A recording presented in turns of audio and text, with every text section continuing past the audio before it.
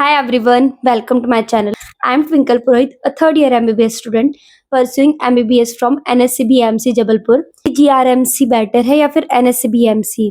तो अगर city wise देखा जाए तो ग्वालियर जबलपुर से ज़्यादा अच्छी सिटी है, उसकी दिल्ली से कनेक्टिविटी भी अच्छी है और ज़्यादा डेवलप्ड भी है। तो ओवरऑल जो सिटी है वो ग्वालियर अच्छी है। तो इसलिए हमारे बैच के मोस्ट ऑफ बच्चों ने पहले प्रेफरेंस में जीआरएमसी को ऊपर रखा था, लेकिन जब फर्स्ट राउंड के बाद हम लोग रिपोर्टिंग के लिए जीआरएमसी गए थे तो वहां जाके जो कॉलेज का इंफ्रास्ट्रक्चर था और हॉस्टल का इंफ्रास्ट्रक्चर था, हॉस्टल फैसिलिटी थी, उस टाइम पे वो सारी चीजें अच्छी नहीं थी।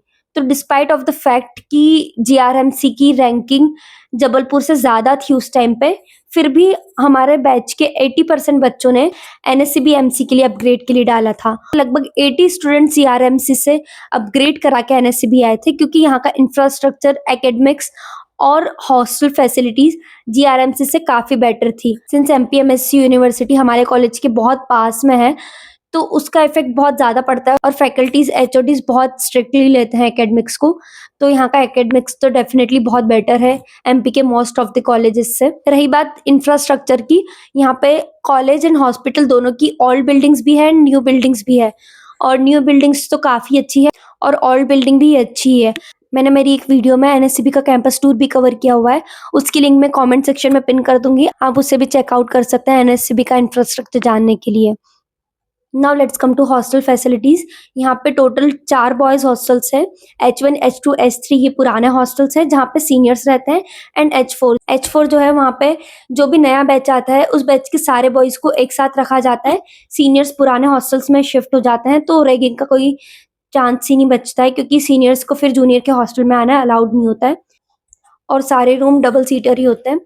और हॉस्टल में मैस होती है, आप चाहे तो दूसरे हॉस्टल की भी मैस ज्वाइन कर सकते हैं, जैसा भी आपको पसंद है। Now let's come to girls hostel. Girls के लिए 3 हॉस्टल है, H4, H5, H6। H6 नया है, H4 एंड H5 पुराना है।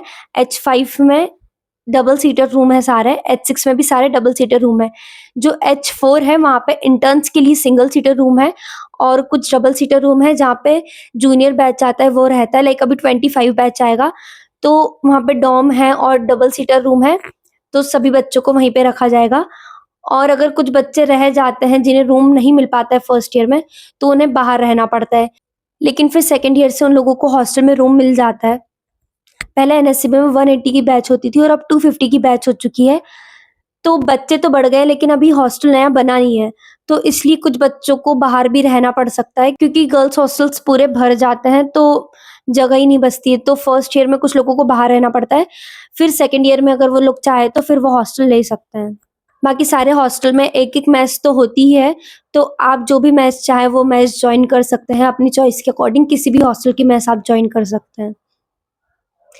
ये ज़रूरी नहीं कि आप जिस हॉस्टल में हो उसी हॉस्टल की आपको मैच ज्वाइन करनी है, अगर आप चाहें तो आप दूसरे हॉस्टल की भी मैच ज्वाइन कर सकते हैं। फॉर टुडेज वीडियोस, अगर आपको और कोई क्वेश्चन या क्वेरीज हो तो आप कमेंट सेक्शन में मुझसे पूछ सकते हैं। I will try to reply as soon as possible. So thanks for watching, and अगर आपने अभी तक मेरा चैनल सब्सक्राइब नहीं किया है तो please subscribe and hit the bell icon. Thank you.